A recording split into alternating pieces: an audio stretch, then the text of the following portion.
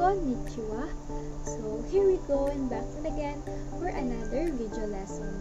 So last discussion, we discussed about the Shintoism. We're going to discuss again the Shintoism, but we are on more details and information about the Shintoism. So it means that it is a continuation of what we have discussed in Shintoism. So I am Nicole Lorenzana, and let me have your eyes and ears to listen carefully about the Shintoism or the continuation of our discussion. So wag na nating patagalin pa. Here are some facts na kailangan nating malaman about the Shintoism. The Fushimi Inari Shrine near Kyoto or Heian-kyo is the largest and most important shrine dedicated to Inari, the Shinto god of rice and prosperity. It is famous for the large number of red gates, or that is what we call torii, at the site. The shrine was founded in 711 Common Era or Christ Era with the Hata clan, and moved from its original location on Mount Inari to its present location near Kyoto in the 9th century Common Era. When we say Fushimi Inari Shrine in Kyoto or Heian-kyo, it is the shrine daw na dedicated to the god of Shintoism or the god of Japanese people, who is Inari. So, yung god na yon is known as god of rice and prosperity. Then, yung shrine na yon is ipinangalan or isinunod doon sa god nga po na si Inari. Yung shrine na yon, it is famous or kilala dahil sa naglalakihan at saka maraming number or maraming pilang ng red gates, which is known as torii.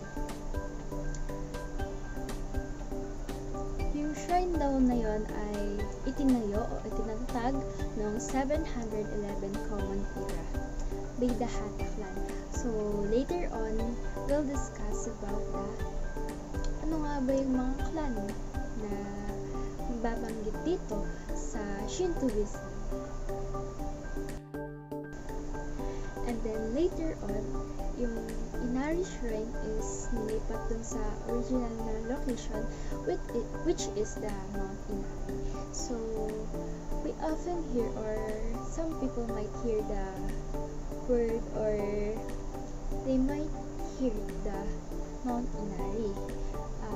Meaning to say, yung Mount Inari is hinango din po dun sa god of rice and prosperity, which is si Inari po ulit. So, ang next naman po natin is facts of the Fushimi Inari Shrine. So, in Shinto mythology, the facts is Inari's vehicle and guardian. Consequently, the god's shrine may have many statues of foxes, often like this example, wearing a red bib for good luck. So, kaya po, fox yung nasa statue on the Inari Shrine is because it is the vehicle or ito yung nagsilbing guardian ni Inari or ng god na si Inari. Then, yung fox na yun is kung mapapansin natin or makikita natin, it is wearing a bib. So, yung bib po na yun, yung red bib, it signifies the good luck for Inari or para na rin po dun sa mga Shintoists. Tama po na hindi lang po basta-basta or palamuti, design, decoration, yung bib na sinusuot or nakasuot dun sa fox ni Inari. Ito po ay sumisimbolo sa good luck, by Inari. Let us now proceed to another god. Kagutsuchi, also known as Hino Kagutsuchi, is the Shinto god or kami of fire, is also known as Homusugi, the son of Izanami and Izanagi. The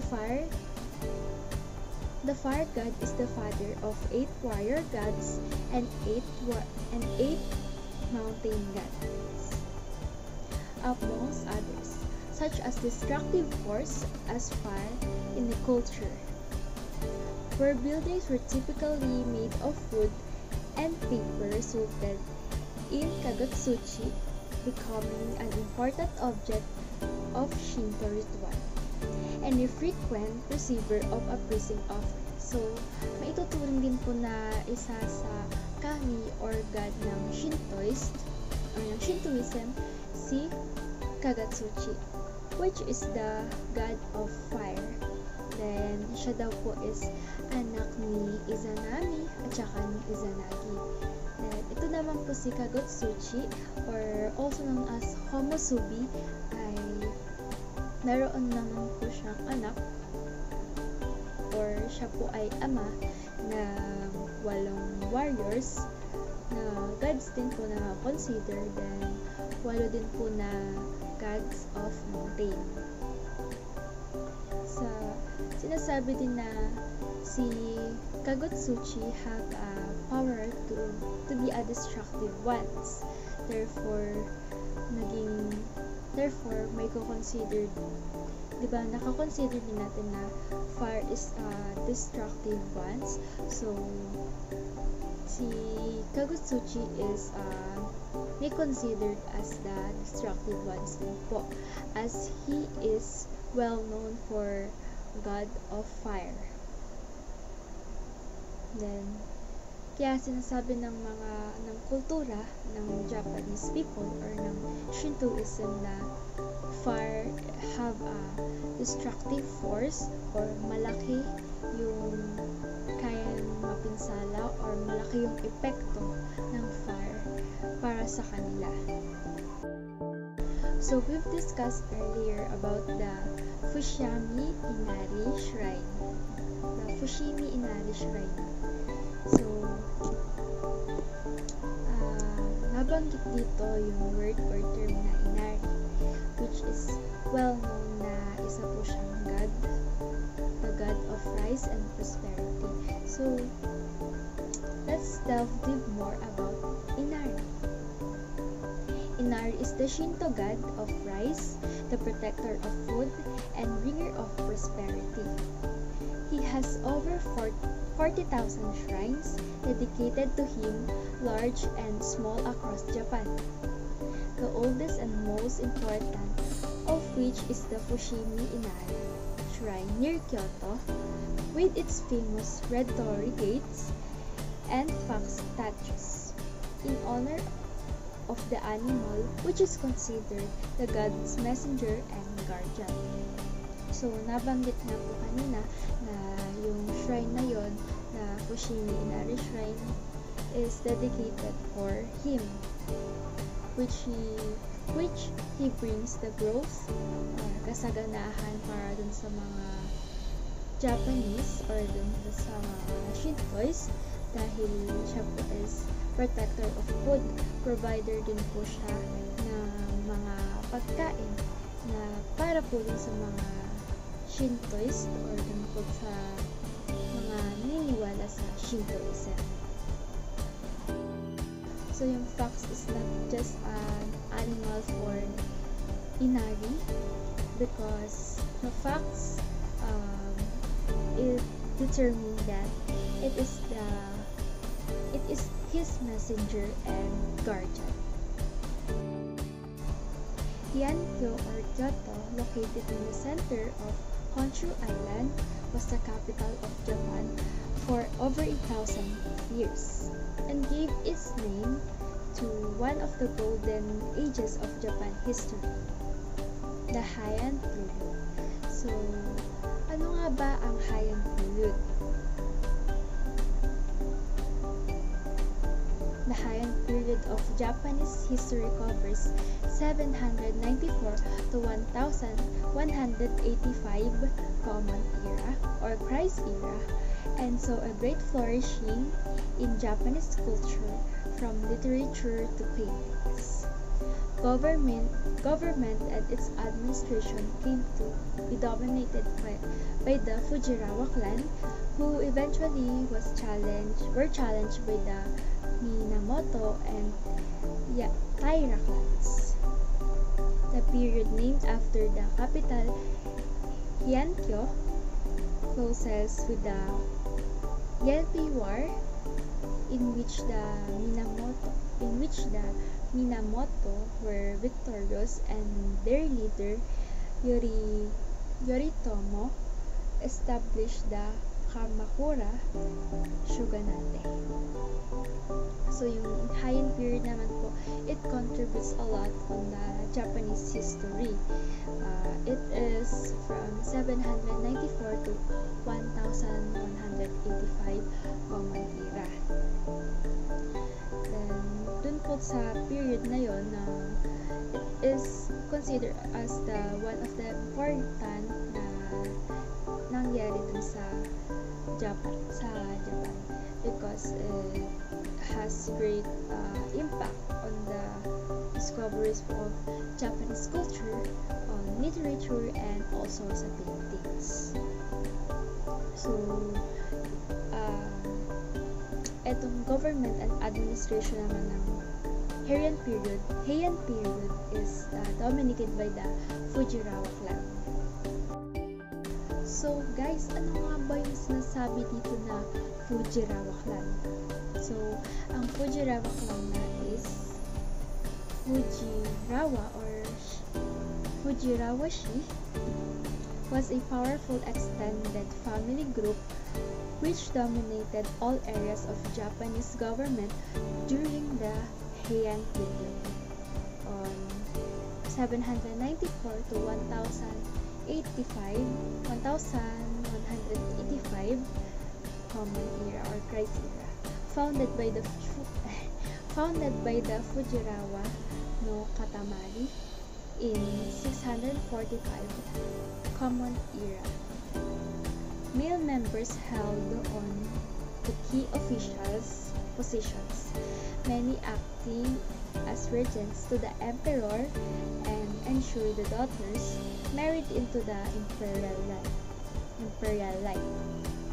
So, yung Fujiwara clan pala is meaning to say it is a powerful extended family group na namamahala, or sabihin na natin na sila yung nakakataas dahil they are king from the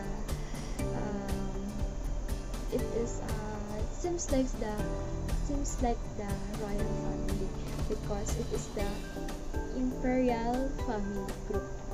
So sila yung parang nakakataas or namumuno dun sa Heian period.